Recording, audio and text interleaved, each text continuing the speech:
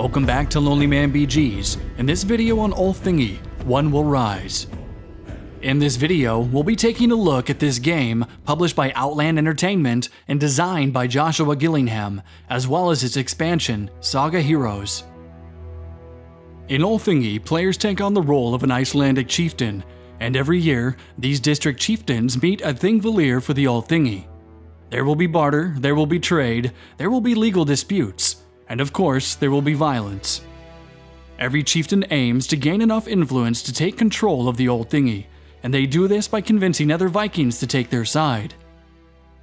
Althingi begins with players taking a seat around Thingvellir, choosing between North, South, East, and West District. Districts each have their own quirks and abilities, as displayed on their district cards, so tread carefully around those Northern Vikings, for they have a particular penchant for blood spilling. The game is played over a series of rounds, made of 3 stages: morning, afternoon, and evening. During the morning stage, each chieftain will draw 5 loot cards from their personal decks, or more if granted by the unique bonus printed on their district card. Throughout the game, chieftains will use loot cards in order to bribe Vikings to their district, and also to do violence by fighting holmgangs, or duels with Vikings from other districts. The lower item and value shown in black indicates the loot's influence, while the upper item and value in red indicates that loot's strength. In the afternoon stage, 3 new Vikings will arrive at Thingvellir, drawing from the Viking deck. Each Viking also has a strength value in red, and an influence value shown in black. In addition, Vikings have preferences to what sorts of loot are able to tempt them, and which they are more capable of using during combat.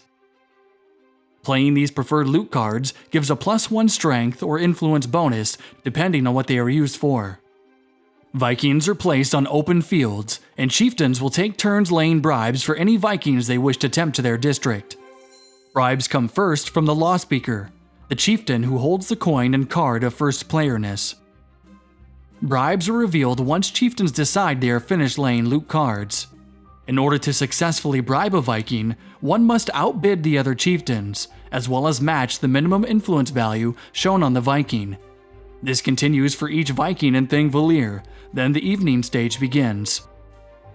During evening, chieftains will challenge one another in holmgangs. They will place one of their Vikings near an open field corner of their corresponding district. Then they choose which Viking from which district they will challenge. This is where a Viking strength value comes into play, as well as the red strength value on loot cards. The only way out of a holmgang is for one of the 2 chieftains to discard 3 loot cards. In a holmgang, players will take turns equipping their Vikings with up to 2 face-down loot cards before all loot cards are revealed. Whichever Viking has the superior total strength value defeats the other, and the defeated Viking is placed face down in the winning chieftain's district area. This continues for all holmgangs challenged until there is either a victor or an unbreakable tie. New rounds of play then begin, starting over with morning, and the game continues until no Vikings remain to be drawn or bribed. The game is then over and Althingi begins. This is where chieftains will add up their total influence, taking into account the influence values of their undefeated Vikings, as well as adding 1 influence for each defeated Viking they have within their districts. That chieftain with the highest influence value controls the Althingi and wins the game. If there is a tie, that chieftain who has the highest total strength value of undefeated Vikings wins the game. Now let's take a look at the Saga Heroes expansion and how it adds to base Althingi. Saga Heroes adds new Vikings, a new loot card type, as well as kinship cards and feuds.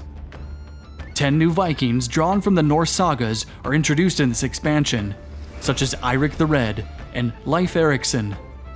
What makes these Saga Heroes different is that each has a base strength or influence level of 6, which exceeds that of any of the Vikings from the base game. A new loot card, Henbane Extract and Spoiled Herring, is supplied to each of the districts.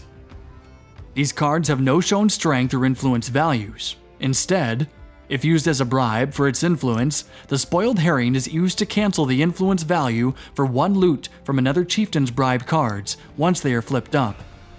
Spoiled Herring is returned to the loot discard as normal after bribes are resolved.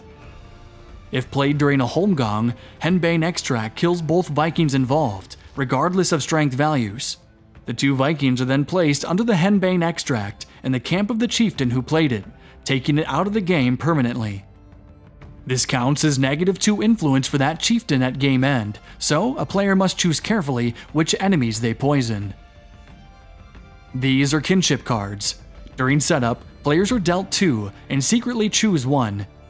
Kept hidden from other players throughout the game, kinship cards offer extra influence at the end of the game for having bribed a number of the Vikings shown on the card.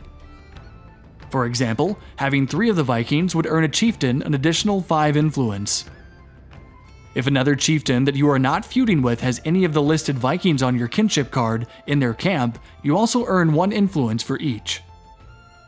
The final mechanic introduced in this expansion is feuds and blood feuds. If a Viking loses in a holmgang, they may declare a feud with that chieftain and district. A feud field is then placed with the corresponding directional symbols of the 2 districts. The next holmgang between these 2 districts must be fought on this field. The losing chieftain of this holmgang may then decide to escalate or to de-escalate the feud.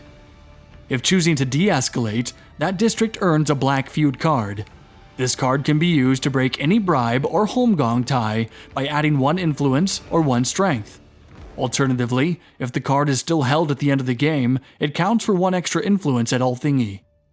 If escalating, a blood feud begins. The next holmgang between these 2 districts is fought on the blood feud field. Whoever wins this holmgang earns a blood feud card to their camp. This card can be used to break any bribe or holmgang by adding 3 influence or 2 strength. If left unused in a chieftain's camp, the blood feud card earns an additional 3 influence during Althingi. This concludes our overview of Althingi One Will Rise, as well as its Saga Heroes expansion. Thanks for watching, and check out the links in the description below to learn more about Althingi.